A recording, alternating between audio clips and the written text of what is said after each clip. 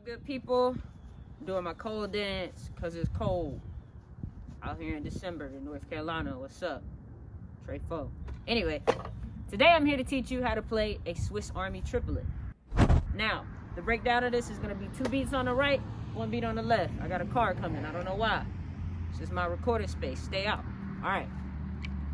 I'm silly, y'all. I'm real silly. Back to the lesson. Let's focus. I got 2 beats on the right, 1 beat on the left. My accent is going to be on my right hand. I'm going to put a flam on one eventually. That's how you know my accent should be on my right hand.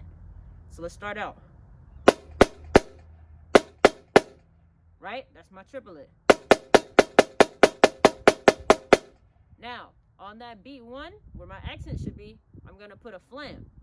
That's going to build our Swiss Army triplet. Yeah. Now let's put some speed on it.